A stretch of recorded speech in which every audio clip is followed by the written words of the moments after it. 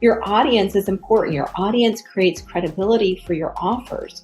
Your audience validates your paid programs, and you need those people too.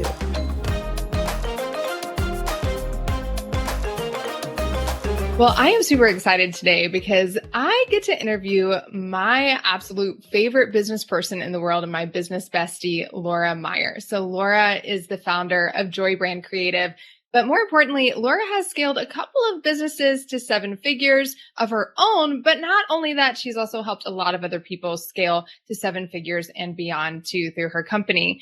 She's an absolute genius at branding and marketing.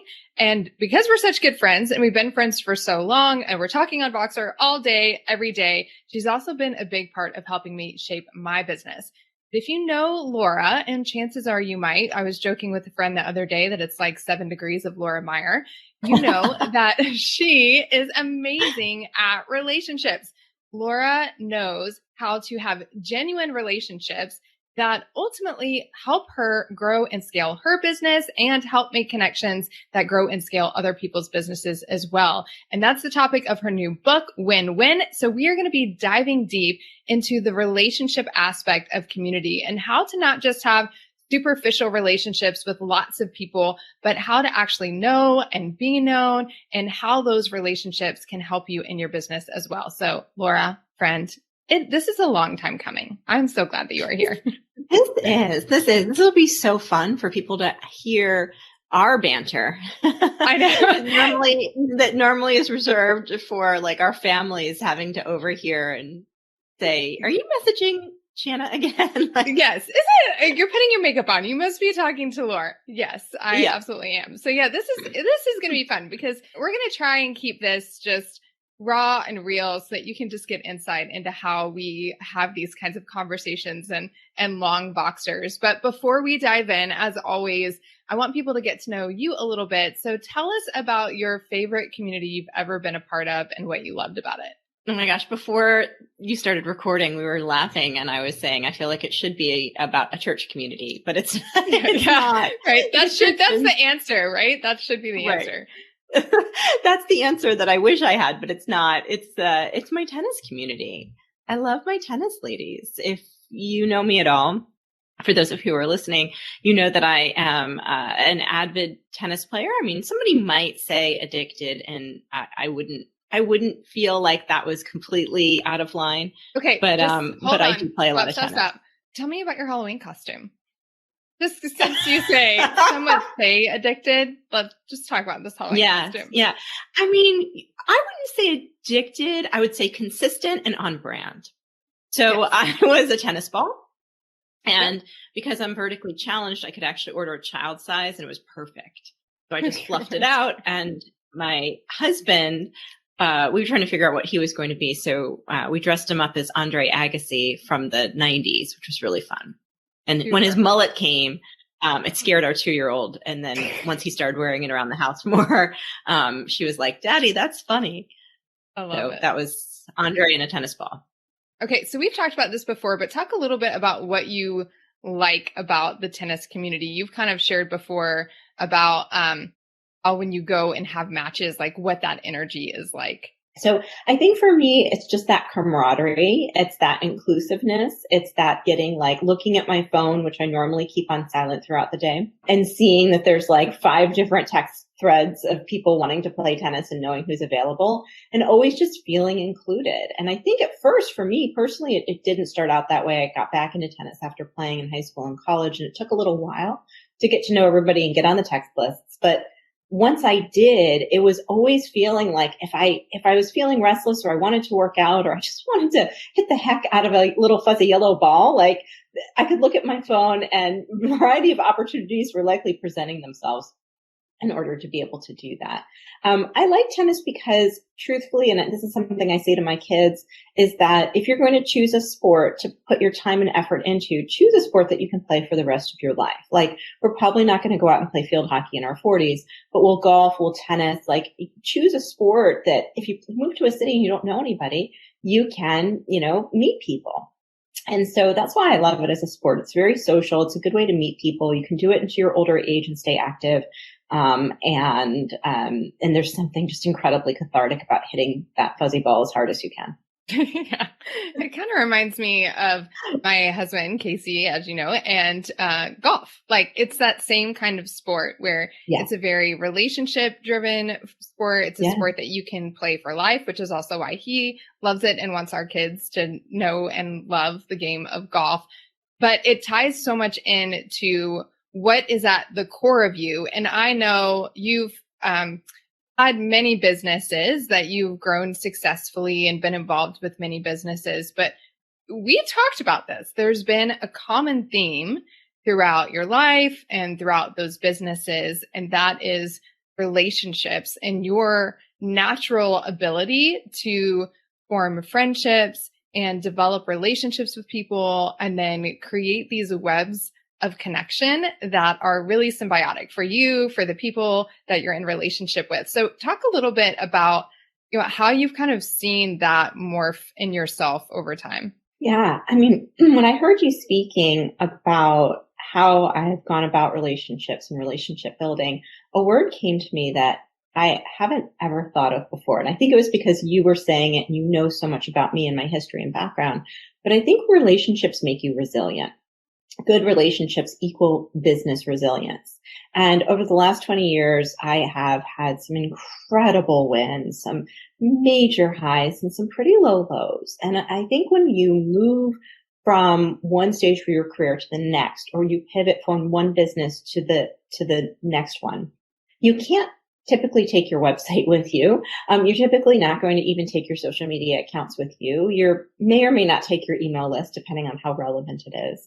But you will always take your relationships. And that has shown up for me when I need it the most, honestly, and expected it the least. And there was times that I can look back on. I mean, one of which was about 4.5 years ago. I was walking away from a multi-7-figure business that I had spent about a decade building that was no longer what I wanted to continue doing. And I remember sending a text out to a group of people that I was networked with and were recognizable in the industry that I had come from. And I was really just letting them know what it was that I was going to be doing, which was closing the old business and uncertain about what was next. And one by one, after they, said, Laura, I'm so sorry. I know that you loved the business that you built. They started asking me if I would consult for them. They said, I love the brand that you created. I've been watching you. I think you're a marketing genius. Would you be willing to come to our headquarters? And these were CEOs of pretty big brands, Painting with a Twist, Massage Heights, Lash Lounge. And from there, my consulting career was born. And today I have a robust consulting business. I train and certify consultants and have a consulting mastermind. But that would have never happened if I hadn't had those relationships in place. And when I was building those relationships, I wasn't building them with the intention of, when things fall apart, they're going to be my safety net. Right. But that's what ended up happening. Yeah. So just for some context around this and how Laura has really naturally done this, and I would say only recently has been able to really put into words over the last year or two how she's done it and put it into a framework that people like myself and others can learn from. But when I met Laura, I was on stage speaking at an event and Laura basically went up to my husband and was like, I need to be friends with your wife. I think I'm supposed to be friends with her. And next thing you know, a few weeks later, I was flying my whole family up to Pennsylvania to meet Laura and her family and stay with them. And I'm pretty sure her husband, John, was like, I'm sorry, who's coming? And they're bringing how many kids and what's happening? But that's that's it. Like you boldly step into relationship where I know a lot of people, even myself, I can be really socially awkward at events. In fact, I have an event, you know about this, but I'm going to LA next week for an event. And it's going to be my first event in a long time where I am going knowing nobody except for the event host that invited me to come, stepping into a room, into a city, LA, I've never been, and just having to put on this energy of like, I am here to meet people and serve them and connect. But I really do have to intentionally put on that energy. Whereas I feel like for you, it flows really naturally. Yeah. And that's an interesting observation. I mean, you know me better than, most people. And so, it's really neat to hear that from your perspective. And I think when I think about it, when you have built so many different businesses really on the foundation of relationships, you start to learn to trust that. Like you don't have to show up in a particular way to get a certain type of outcome that you have in your mind.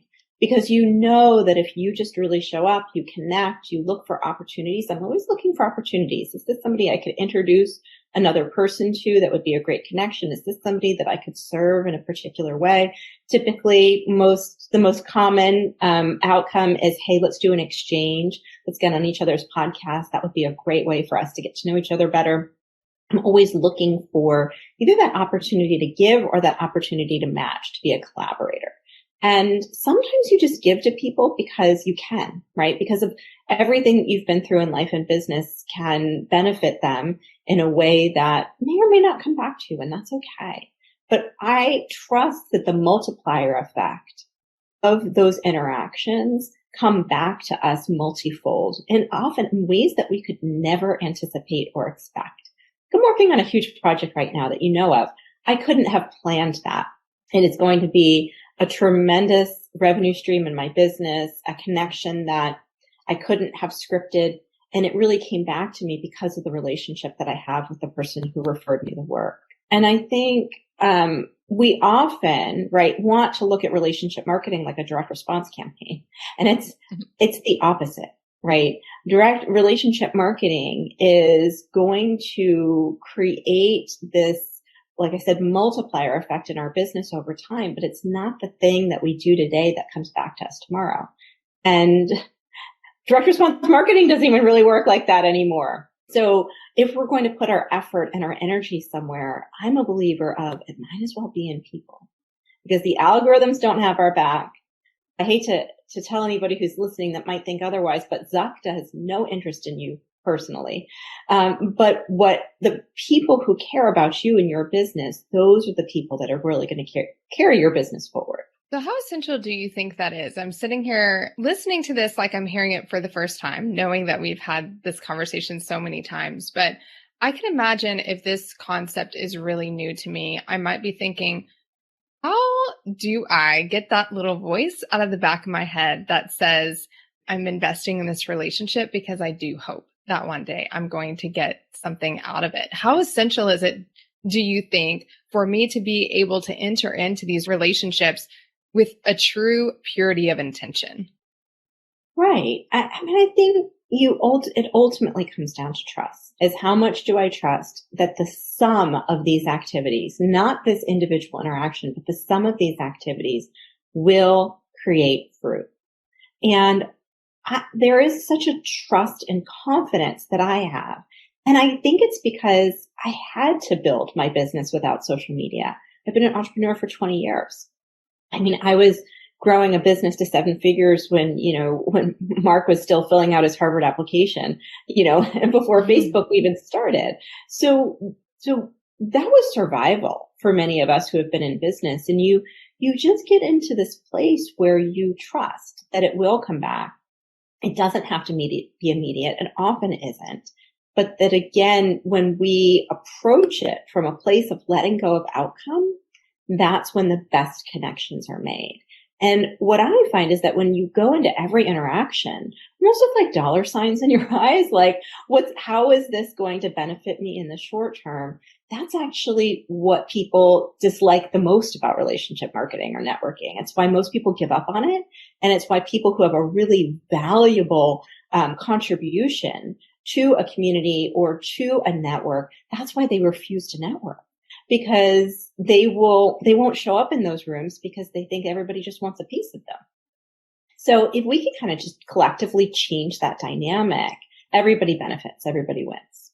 Yeah, I think you're right. And I think it's interesting because even the term relationship marketing and networking for so many people just puts a bad taste in their mouth because they've experienced that dollar sign person coming to them with a clear agenda. And the moment they realize the well is dry, that they can get nothing from you, they're gone. and that relationship has severed. And really for you, it's all about having this more holistic perspective and knowing your heart. I think it does come from a heart of just generosity around your life experience and what you've learned and what you're able to give from that, and just trusting that those relationships, the sum of the relationships, as you would say, ultimately that's going to support you down the line. And I know this can't be done formulaic, right? If it's done like a formula, then it doesn't feel genuine. But I do know that you have a framework around it. I mean, obviously you have your book, Win-Win, coming out December 6th. If you haven't gone to pre-order it yet, please go do that. You can go to createyourwinwin.com to pre-order the book and get all sorts of bonuses and stuff like that. But without telling us everything in the book, could you give us a little bit of advice if we're going, okay, I've got this event that's coming up, or my Facebook ads are tanking like so many people right now. I need to try a different strategy.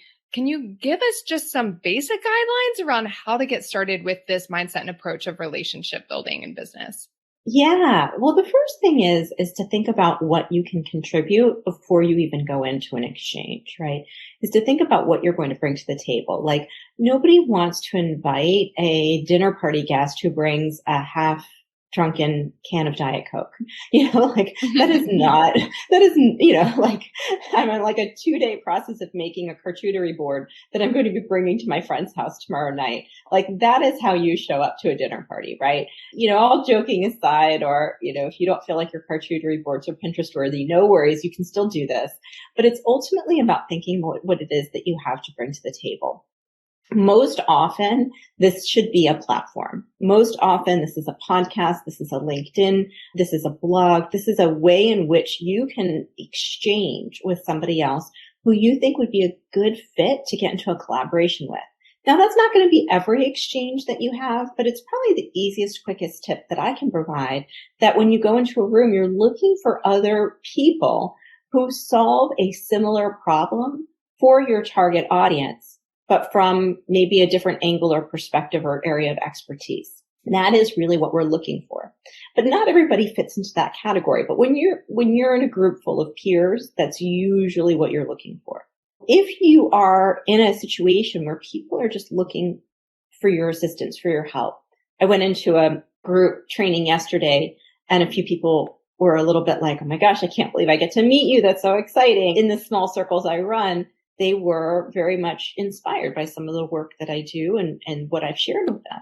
And so I think in those moments, pouring into people and showing up for them and being generous, even if all they ever become is your audience, right? Your audience is important. Your audience creates credibility for your offers. Your audience validates your paid programs, and you need those people too. And so I don't want to say that when you go into a room, everybody should be a collaboration opportunity. Some people are just an opportunity to leave somebody better off than you found them and let that word get around about your reputation. But other people are going to end up being a really good match for your business. And I find collaborations are the best way to get started, because that's when you see how somebody really operates. Are they showing up on time? Are they, flustered running from meeting to meeting? Or are they cool, calm, and collected and confident? Because if they're showing up that way in the collaboration, that's probably how they show up with their clients. Which is really important, right? Because I know so many of us have worked so hard to build our reputation. We kind of talk a lot about like relationships and reputation and how important those two things are.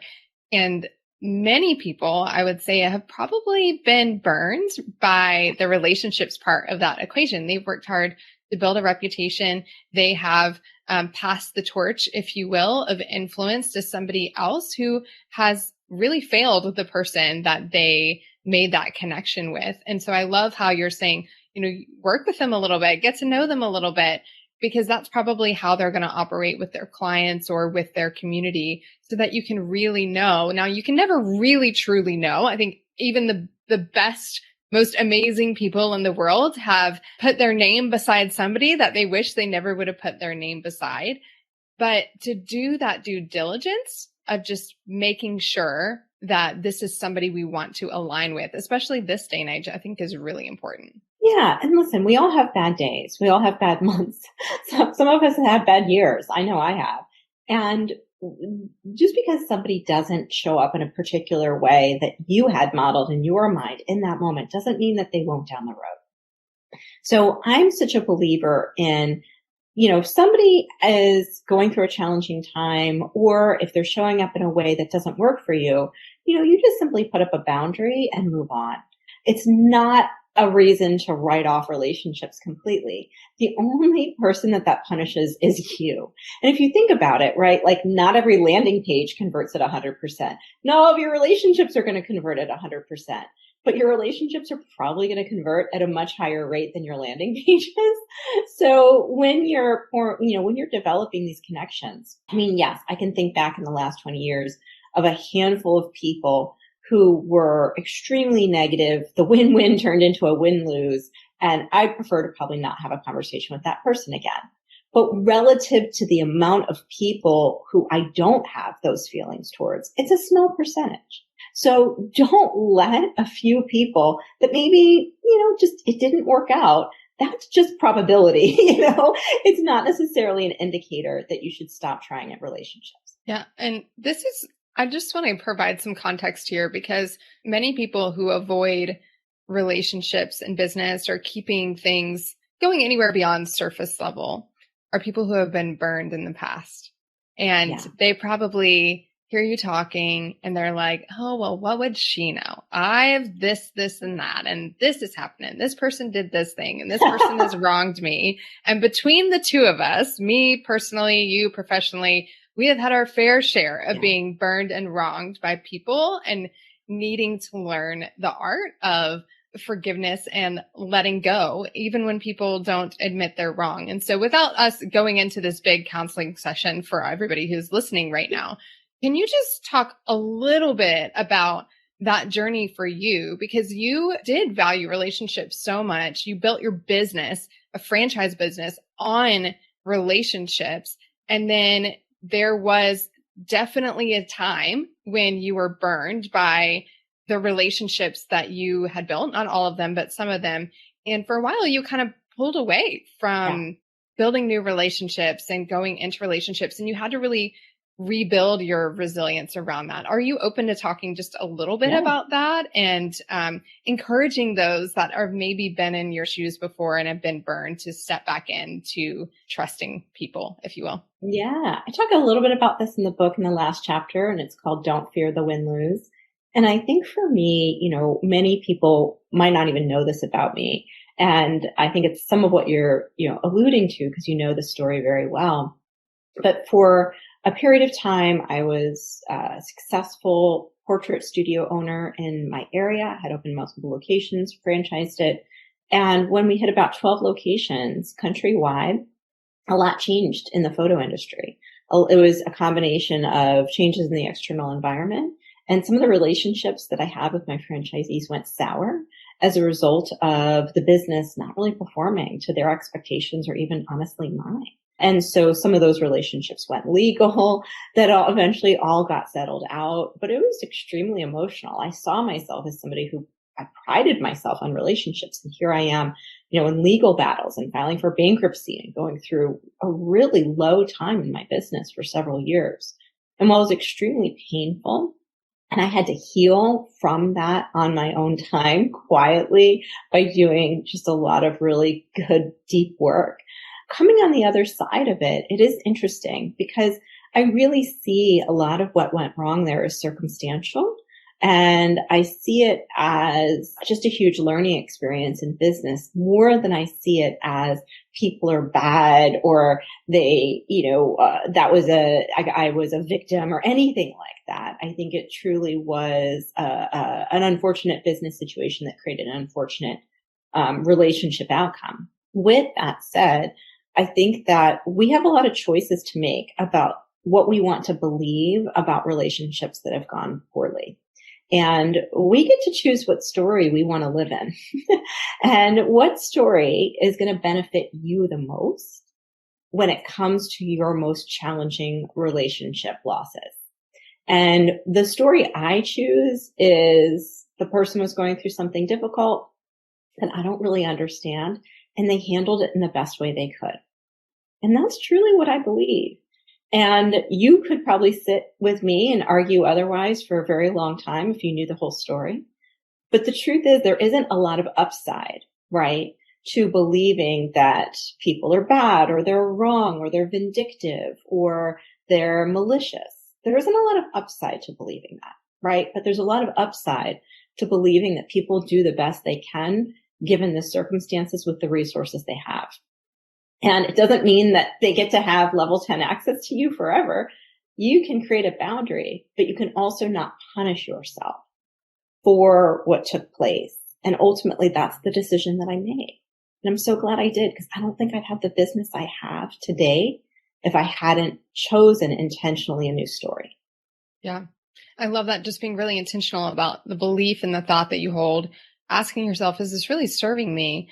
And the thing that you said at the end there, I think is so important. You can have boundaries without punishing yourself. Yeah. And I think so often we think the pendulum has to swing one way or the other. We either have to be completely transparent. We have to be open to everybody. We have to always be saying yes to every inquiry of our time and our mind, or we are shut down. We don't have room. We're shut off and we're fearful of relationship. But what you're talking about is this place in the middle where you're intentional about the relationships that you build. You're intentional about how you go deep in each relationship, not all relationships being equal.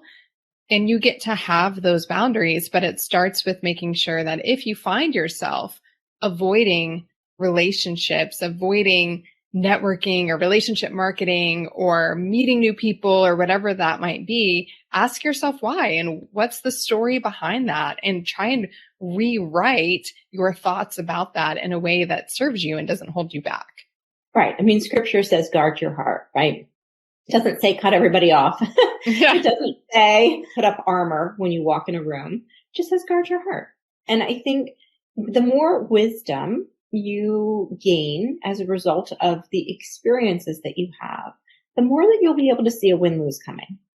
And given what I know today, I wouldn't have even put myself in the position of that win-lose forming that did 5 years ago. I would have noticed that that was a business situation that was inherently has conflict, right?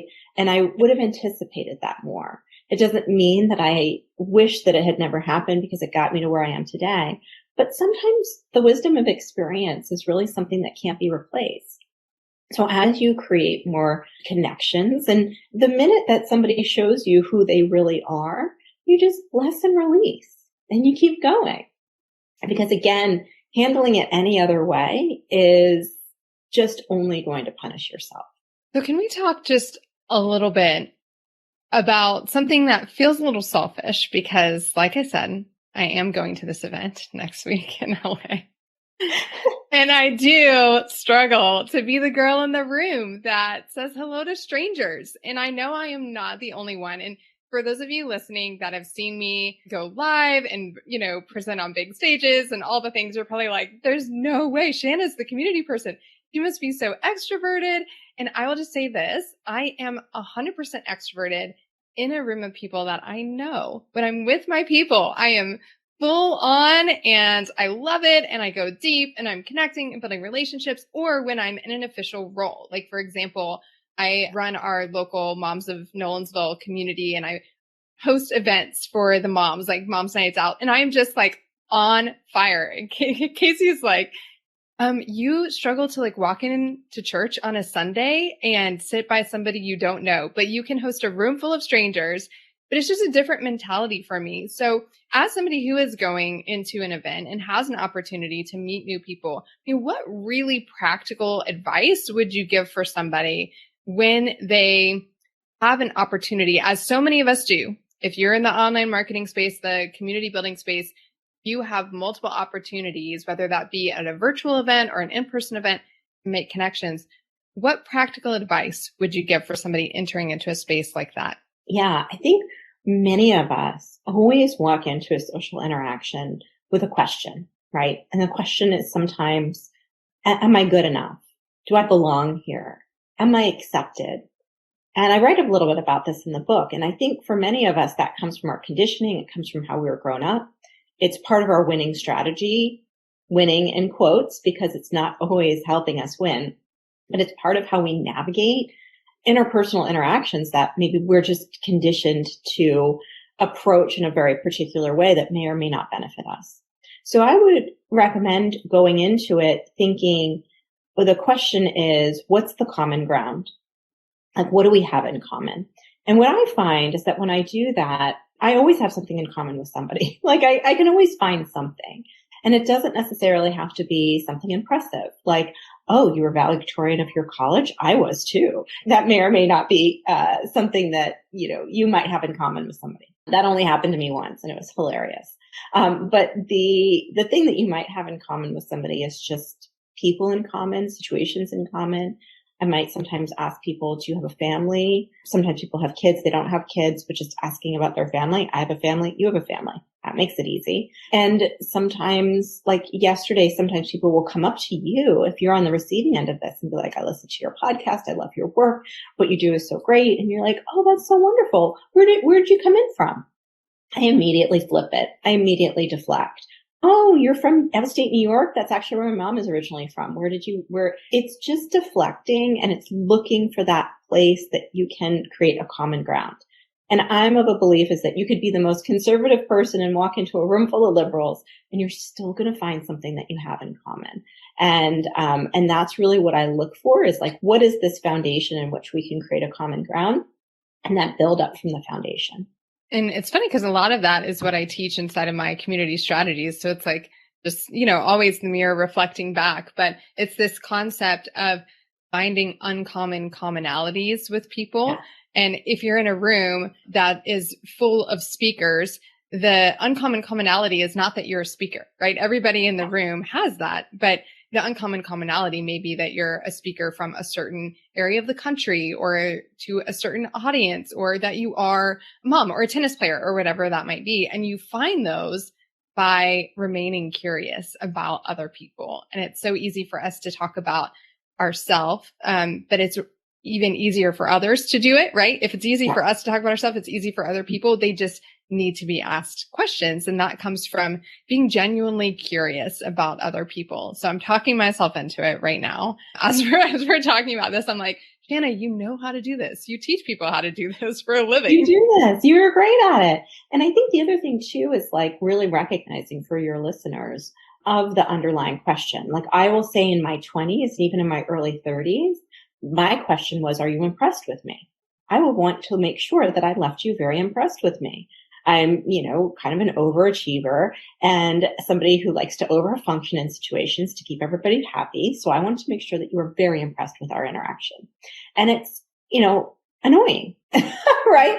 Even if you're very diplomatic and tactful about it, it doesn't always leave people with the best impression. And trust me, if they get to know you over time, they like your interaction, they follow you, and you're putting out good quality work, they will be impressed eventually, but it doesn't have to be in that moment. And I think for me, a lot of what I even went through, it allowed me to let go of all the outcomes and allowed me to just not worry about what people think when I'm speaking with them, and purely created room in my brain for my intention to just be, what do we have in common and how can I make a connection?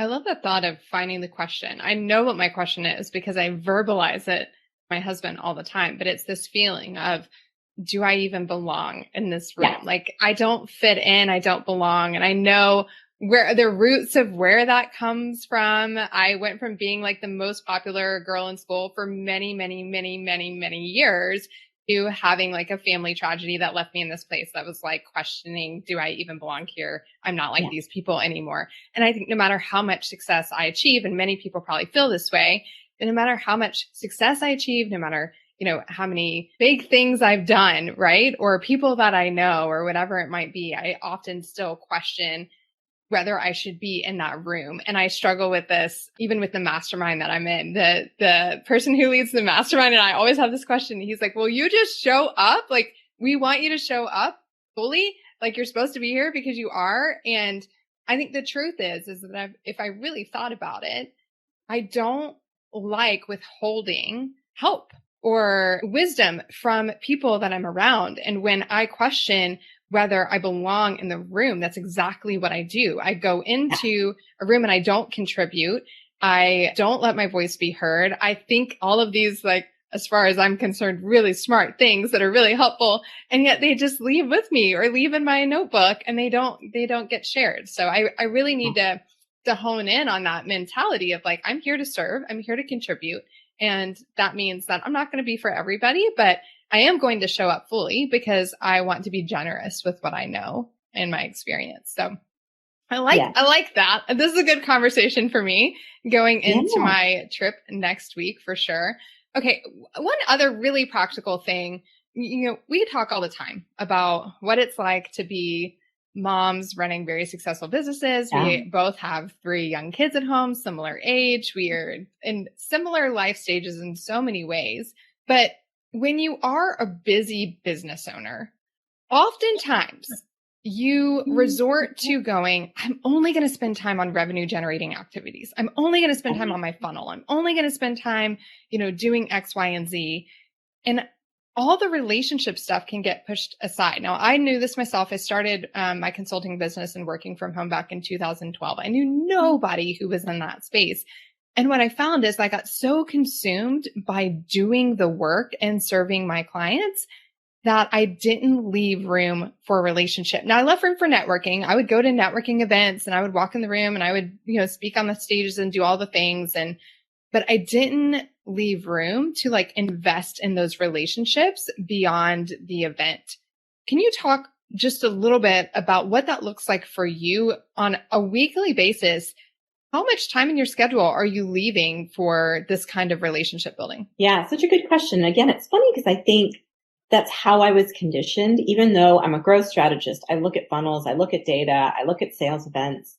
I always know that we can increase the conversion by increasing the human experience. Like anything that we do to improve the quality of the interaction from a humanity standpoint, an empathetic standpoint, I know will always make conversion go up. So it's funny how, even the most fully automated funnel is not probably fully optimized because most people do not want to rely on as a click. A click is not a relationship, right? Yeah. And I think that's what most people are looking for. But when it comes to the time and the effort, this is business development. This is what guys have been doing on the golf course for decades. And this is something that when you speak to people who are big rainmakers at big organizations, this is what they do, is they, seek out connections intentionally with people. It's where the Dream 100 list originally came from.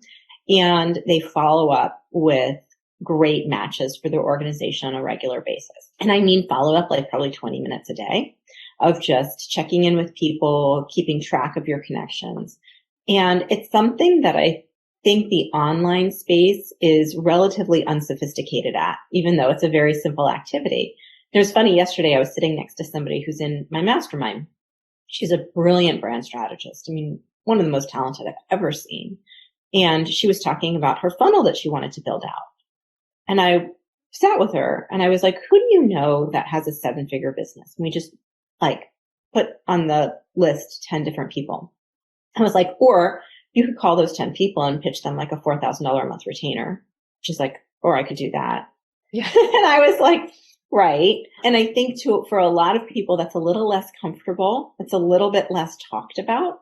It is a little bit more of the direct path to income. But for busy parents like you and me, I like the direct path to income. I like the direct path to money. That is what allows me to work fairly part-time for the size of business that I have, prioritize my faith and my family first and foremost.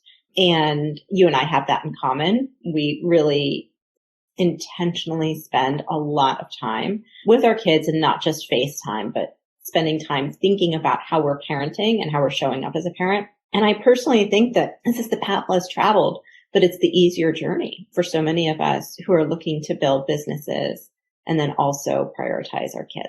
And I love that you said just 20 minutes a day, right? This is a habit of consistency more than it is a strategy that is like a funnel you're going to spend all this time building and then launch. It's just a habit that you create. And going back to the, guys on the golf course, right? Which is so true that this is natural of a corporate environment.